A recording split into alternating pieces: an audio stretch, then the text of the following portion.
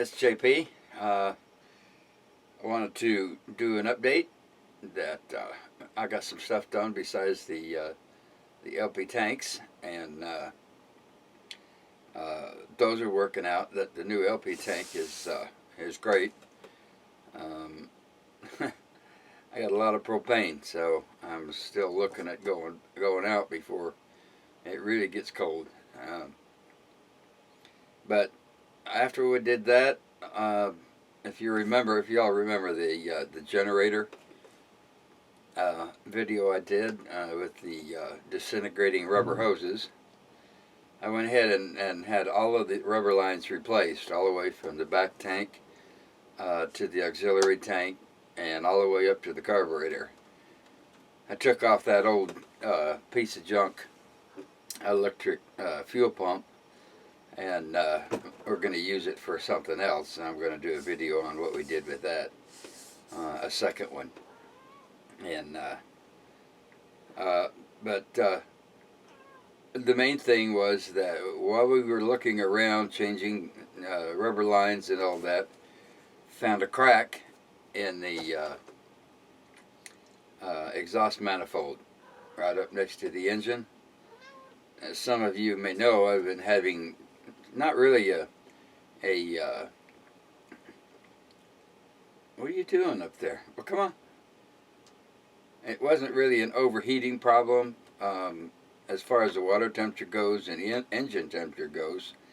But what was happening was, when we got to looking at the manifold, the exhaust manifold, like I said, we saw the crack, so we got out, got all up underneath the motorhome, and man, that thing was so cracked.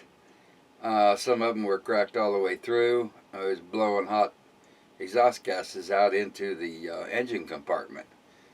There's a lot of open airspace underneath there. There wasn't much of a chance of it coming inside the coach, but it was causing the heat to rise very high in the manifold, or in the engine compartment, doghouse we call it. And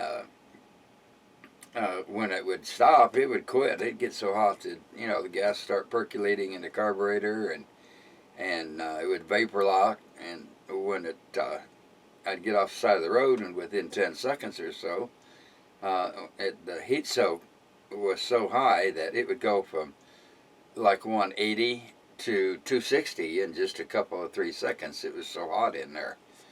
So we replaced that, found a used one, and put it on there, and immediately the idle smoothed way out, and the idle was running pretty fast.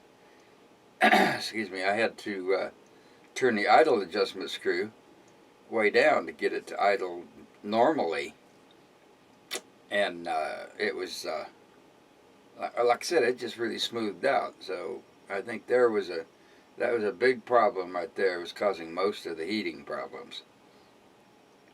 So we got all that fixed, and I put a mechanical fuel pump back on it, just like from the factory. They didn't put electric fuel pumps on these things. Meow. Right in the middle. What's up with that? You're not on the table. You're not allowed on the table. Well, go over there and say hi. Yeah, no, it's over there. I don't know. See, there's nothing in my hands. It's over. The camera's over there. Well, anyway, so I come up with a new contract. I have to allow her to do this now. So anyway, so I guess that's about it. I want to get out there and do this other video on what we did with the old electric fuel pump. So, talk to you in a bit. See you later.